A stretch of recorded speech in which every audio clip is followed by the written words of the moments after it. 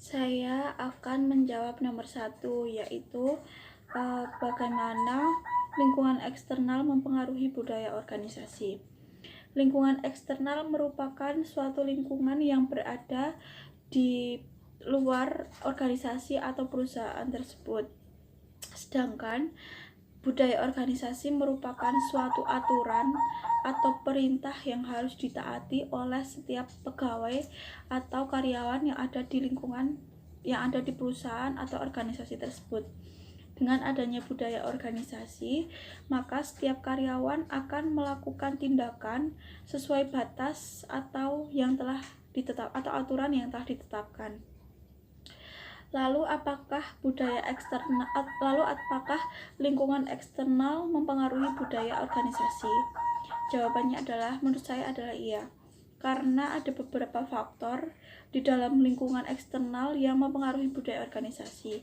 Contohnya adalah lingkungan eksternal memberikan masukan-masukan terhadap budaya organisasi terhadap perusahaan juga, terkait tenaga kerja, produk yang akan dihasilkan, jasa-jasa yang akan dibutuhkan, dan lain sebagainya. Ada juga masukan-masukan yang diberikan oleh lingkungan eksternal kepada organisasi atau perusahaan. Contohnya seperti mereka memberikan warning atau memberikan peringatan untuk siaga terhadap pesaing-pesaing yang nantinya akan mereka hadapi, guna untuk bisa menetapkan perusahaan atau organisasi mereka agar tidak jatuh. Jadi lingkungan eksternal berperan untuk memberikan masukan-masukan agar organisasi atau perusahaan tersebut tetap tegak berdiri. Lalu pada lingkungan eksternal juga ada mungkin jika lingkungan sosial mengalami perubahan, maka kemungkinan besar budaya organisasi juga akan melakukan perubahan.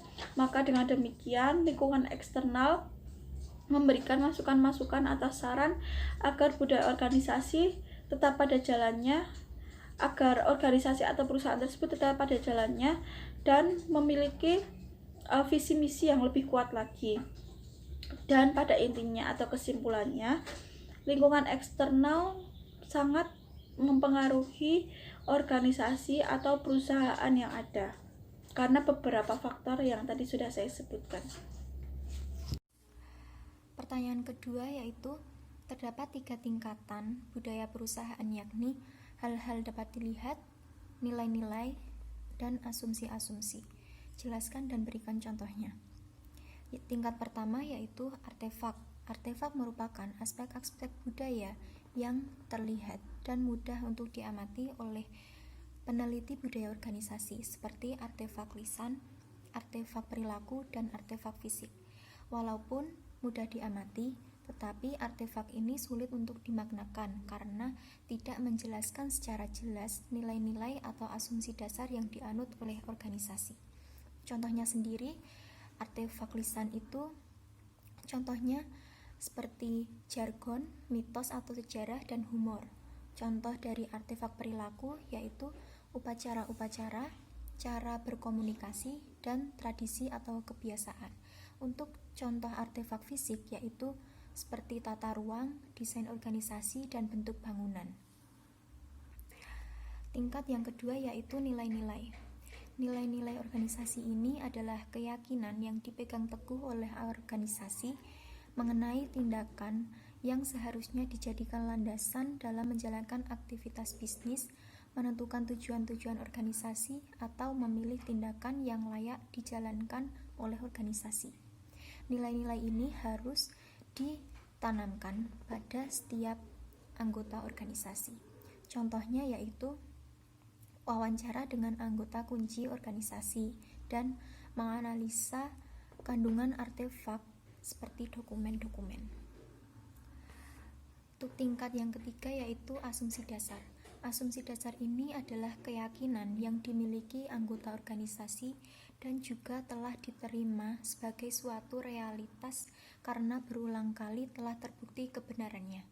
Asumsi ini biasanya telah diterima tanpa syarat oleh anggota organisasi sehingga jarang sekali terjadi perbedaan di antara anggota organisasi. Contohnya, asumsi dasar tentang pandangan terhadap manusia dan karyawan.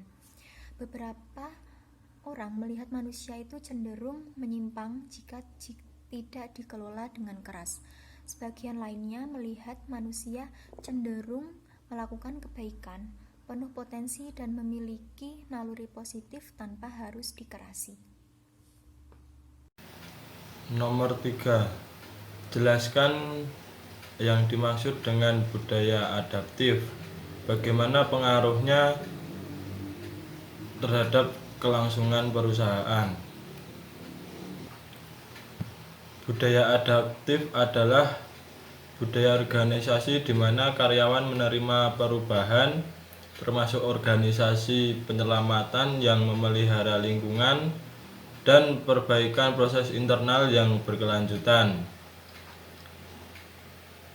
Di era globalisasi saat ini sangat penting bagi perusahaan yang memiliki budaya adaptif dengan memanfaatkan perkembangan teknologi untuk promosi dan komunikasi yang bisa meningkatkan kinerja, pola pikir yang mengembangkan dan dapat meningkatkan organisasi dengan lingkungan yang terus berkembang.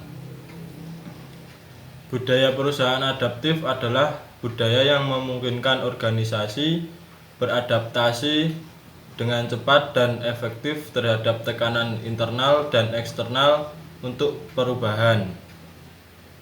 Budaya ini secara konsisten mendukung lingkungan psikologis positif dan akan memastikan tenaga kerja mereka akan lebih tahan terhadap stres.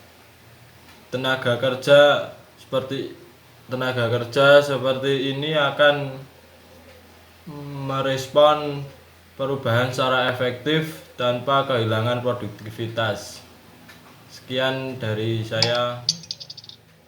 Wassalamualaikum warahmatullahi wabarakatuh. Budaya penyesuaian mendorong nilai-nilai yang mendukung kemampuan perusahaan untuk cepat mengenali, memahami dan mengartikan sinyal-sinyal lingkungan ke dalam respon perilaku yang baru. Selanjutnya, budaya pencapaian. Budaya pencapaian berorientasi pada hasil, menghargai persaingan, keagresifan, inisiatif, dan kerelaan bekerja keras. Budaya keterlibatan dan peranan pegawai untuk menyesuaikan terhadap lingkungan yang terus berubah. Budaya konsistensi. Budaya menjaga lingkungan tetap stabil, penuh aturan, cermat, metodis, dan rasional dalam bekerja. Sekian dari saya. Terima kasih. Pertanyaan nomor 5, yaitu jelaskan yang dimaksud dengan kepemimpinan budaya dan bagaimana pengaruhnya terhadap kinerja perusahaan. Untuk pengertiannya sendiri, kepemimpinan mengandung arti yaitu kemampuan mempengaruhi, menggerakkan, dan mengarahkan suatu tindakan pada diri seseorang atau sekelompok orang untuk mencapai tujuan tertentu pada situasi tertentu. Sedangkan pengertian budaya sendiri adalah sistem kepercayaan dan sikap bersama yang berkembang dalam suatu organisasi dan membimbing perilaku para anggota organisasi tersebut. Kepemimpinan dalam organisasi juga menuntut kepekaan terhadap budaya yang terdapat dalam organisasi. Budaya dalam organisasi ini memiliki fungsi yaitu menetapkan batasan dan wewenang dan memberikan rasa identitas bagi para anggotanya. Jadi, karakteristik budaya dalam organisasi ini dapat dijadikan sebagai pedoman bagi pimpinan untuk membuat keputusan agar organisasi lebih efektif dalam mencapai tujuan. Jadi, kepemimpinan dan budaya organisasi ini merupakan dua hal yang saling bergantung, sebab setiap aspek dari kepemimpinan akhirnya dapat membentuk budaya organisasi. Yang selanjutnya, bagaimana pengaruh kepemimpinan budaya terhadap kinerja perusahaan. Jadi pengaruhnya itu, kepemimpinan budaya memiliki pengaruh positif dan signifikan terhadap kinerja perusahaan. Artinya, jika semakin baik kepemimpinan budaya dalam organisasi, maka semakin tinggi juga kinerja yang dilakukan oleh karyawan dalam organisasi tersebut.